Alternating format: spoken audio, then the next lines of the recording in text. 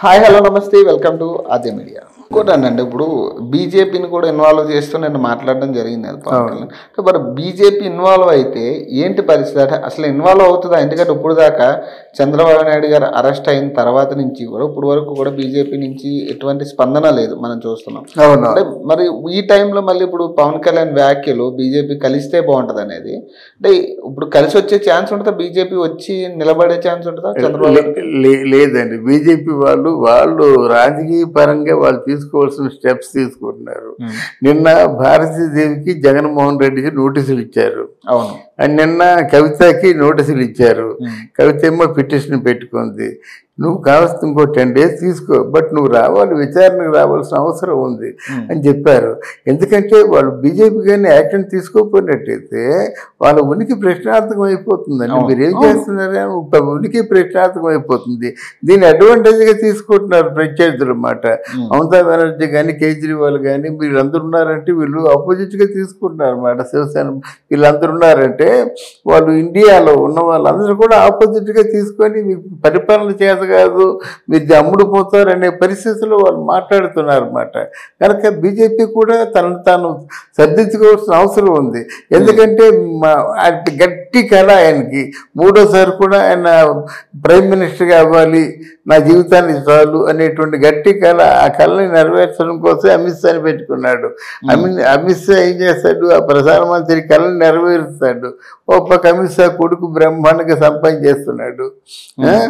మామూలు కాదు, విపరీతమైన సంపాదన అన్నమాట. కానీ అంటే ఇప్పుడు ఈ నోటీసులు, ఇప్పుడు జగన్కి భారతికి కూడా నోటీసులు ఇవ్వడం జరిగింది, అలాగే కవితకి కూడా నోటీసులు. అంటే మరి అరెస్ట్ అనేది ఎంతవరకు, అంటే మెయిన్ అరెస్టే ప్రధానం ఇక్కడ. నోటీసులు ఇవ్వడం అనేది అందరికీ ఇవ్వచ్చు, కానీ అరెస్ట్కి సంబంధించి మెయిన్ క్వశ్చన్ అది ఎక్కడ అవుతుంది. ఇక్కడ అరెస్ట్ ప్రధానం అంటే ఇక్కడ మరి జగన్మోహన్ రెడ్డి బీజేపీ పార్టీలో ఉన్నటువంటి అమిత్ షా వాళ్ళ మధ్య ఒక అండర్స్టాండింగ్ ఉందండి. ఎవరు ఉంది లేదని చెప్పినప్పుడు కూడా వాళ్ళకి ఒక ఒప్పందాలు, ఒక అండర్స్టాండింగ్ ఉంది. ఆ అండర్స్టాండింగ్ ప్రకారంగా పెట్టారండి. అయితే చంద్రబాబు నాయుడిని అరెస్ట్ చేయవలసినటువంటి అవసరం రాదన్నమాట. లేకపోతే మొన్న ఒక విచిత్రమైనటువంటి పరిస్థితి ఏమిటంటే, అర్ధరాత్రి వెళ్ళిపోయి ఆ రూమ్ ఓపెన్ చేసి నిద్రత భంగం చేసేసి ఏదో మొత్తం డాక్యుమెంట్స్ ఏమైనా ఉన్నాయేటో, కొత్త ఏదైనా మన సీడీ ఉన్నాయేమో అని చెప్పేసి, తర్వాత ఏదైనా పెన్ డ్రైవ్లు ఉన్నాయేమో చేసి వెతకడం ఏంటండి. అంటే ఎందుకయ్యా వచ్చారు, నువ్వు పడుకున్నావుని అర్ధరాత్రి దాటిన తర్వాత ఎందుకు వస్తారంటే మా సెక్యూరిటీ ప్రాబ్లం అంటే మీరు మీ దగ్గర ఏమైనా దాచారేమో, మీకు ఏదైనా ఆపద వాటిల్తుందో. వీళ్ళకంటే ఆపద వాటిల్లా చేసే వాళ్ళు ఎవరు ఉన్నారు, వాళ్ళే ఆపదను సృష్టిస్తున్నారు. అంటే ఇప్పుడు లోకేష్ ఇప్పుడు ఢిల్లీ వెళ్తున్నాడు కదా, అంటే ఎలాంటి వాళ్ళని కలవచ్చు, అంటే బీజేపీ దీని మీద ఉన్న ఉంటదంటారా, కలిసే ఛాన్స్ ఉంటుందా? లోకేష్ కానీ బాలకృష్ణ కానీ వాడు పవన్ కళ్యాణ్ ఏం చెప్తే చేయడు అనండి, ఇంకంతే. అంతే, అంతా కూడా పవన్ కళ్యాణ్ చేతిలో ఉంటుందంట. అంతే, పవన్ కళ్యాణ్ చెప్తే పవన్ కళ్యాణ్ చెప్తాడు మాట. వీళ్ళు ఇలా మాట్లాడేది ఏం లేదు, సరెండర్ అయిపోవడమే శరణాగతి. అంతే. తెలుగుదేశం పార్టీ మరి ఇంత ముందులా కబుర్లు ఆడితే కుదరదు. అంటే ఇప్పుడు టీడీపీ అస్త్రాలన్నీ కూడా జగన్ చేతిలో, మన జనసేన చేతిలో ఉందంటారా? అంతే కదా మరి ఇప్పుడు. ఎందుకంటే వాడు దానికోసం చేశారు. ఇప్పుడు మనం రకరకాలుగా మన తాలూకు ఊహాగానాలు సాగుతున్నప్పుడు కూడా అక్కడ మన మోదీ గారు కానీ అమిత్ షా గారు కానీ అంటే ఇక ముందు ఇంకా ఎదురు తిరగకూడదు ఆయన. ఎందుకంటే ఒకసారి మోడీకి అటాక్ ఇచ్చాడు, తర్వాత ఏమో హైదరాబాద్ రానే ఉందని చెప్పారు, తరుణ్ కొట్టండి అని చెప్పారు. ఇట్లాంటివన్నీ కూడా చంద్రబాబు నాయుడు కొంచెం గట్టిగా మాట్లాడాడు కదా, అది మనసులో ఉంటుంది ఆయనకి. ఒకటి. రెండవది ఏంటంటే, ఆయన మోదీ ప్రధానమంత్రి కొత్తలో మీరు బాగా గమనించినట్టయితే, జ్ఞాపకం ఉంటే, నాకు ఇన్స్పిరేషన్ చంద్రబాబు నాయుడు అని చెప్పాడన్నమాట. అంతగా ప్రేమించేవాడు మోడీ చంద్రబాబు నాయుడిని. అలా ప్రేమించేసరికి ఈయన కొంచెం ఓవర్గా మాట్లాడడం జరిగింది. అయ్యా ఇంత దుర్మార్గుడు వీడు, ఇంకా లాభం లేదు, సరైనటువంటి రీటార్డ్ ఇవ్వాలి అని చెప్పి అనుకున్నాడు. అంటే నువ్వు ఇచ్చేదేంటి నేనే ఇస్తానని చెప్పేసి ఆయన చీఫ్ మినిస్టర్ అయిన తర్వాత మేము కలిసి లేము, బీజేపీ పార్టీతో మేము సపరేట్గా ఉంటున్నాము, ఇండివిజువల్గా పోరాటం సాగిస్తామంటే ఏం పోరాటం సాగిస్తారు వాళ్ళు? కానీ ఇక ముందు రాజకీయం ఎలా ఉంటుంది అంటారు మరి ఇప్పుడు ఇలా కలిసిన తర్వాత? ఇక ముందు రాజకీయం అంతే, కేవలం వాళ్ళిద్దరు వీళ్ళు మాత్రం రాజకీయం అంటే బీజేపీ పార్టీకి సరెండర్ అయి ఉంటారండి. అసలు ఈ వ్యూహ రచనలో మాత్రం పవన్ కళ్యాణ్ చంద్రబాబు నాయుడు తాలూకు ఐడియాలజీని ఫాలో అవుతాడండి. ఇప్పుడు మరి జగన్ ఈ రోజు ఏమైనా మాట్లాడతారంటారా సభలో? మరి మొట్టమొదటి సభ కదా ఈయన అరెస్ట్ అయిన తర్వాత కానీ పొత్తు తర్వాత కానీ. వీళ్ళు అబద్ధాలు ఎక్కువ మాట్లాడతారండి. ఇప్పుడు ఆంధ్రదేశం ఉన్నదే చిన్నది, జాండబెత్తుడు. దాంట్లో 10,035 ప్రాథమిక హాస్పిటల్స్ నిర్మించామంటారండి. 10,035 ప్రాథమిక హాస్పిటల్స్ ఏంటండి? మా ఊరిలో విశాఖపట్నంలో 2, 3 ఉన్నాయి. ఆ 3 కూడా తలుపులు వేసే ఉన్నాయన్నమాట.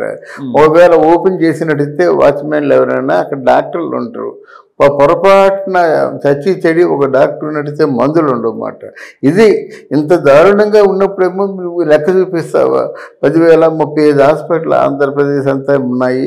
తర్వాతేమో 17 కాలేజీలు, ఎంబీబీఎస్ కాలేజీలు కట్టించావంటే ఎక్కడ కట్టిస్తున్నావు నువ్వు? ఎలా కట్టిస్తున్నావు? విజయనగరంలో ఎంబీబీఎస్ కాలేజీ ఉంది. ఒక్క సీట్కేమో ₹1,00,00,000 తీసుకుంటున్నాడు. అది ఎంతమంది తెలుసు? మా తాలూకు మా బ్రదర్ సన్ను సీటు సంపాదించుకున్నాడు విజయనగరంలో. మొత్తం ఆల్ టుగెదర్ అంతా కలిస్తే ₹1,00,00,000 వాడికి కావాలన్నమాట. మరి ఇదంతా స్కామే అంతే కదా.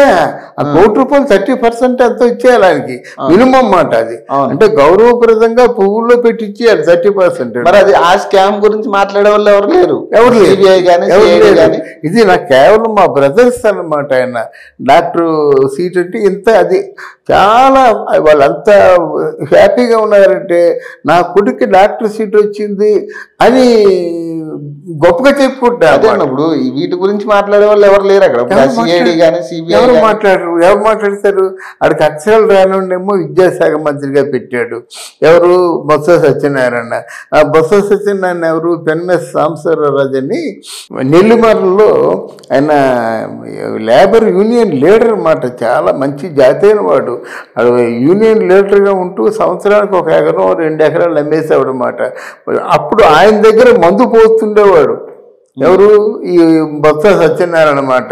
ఈరోజు ఆ పెన్మెస్ సత్యనారాయణ అనకూడదుగా బయటికి రావడానికి కారు లేక రిక్షాలో తిరుగుతున్నాడు.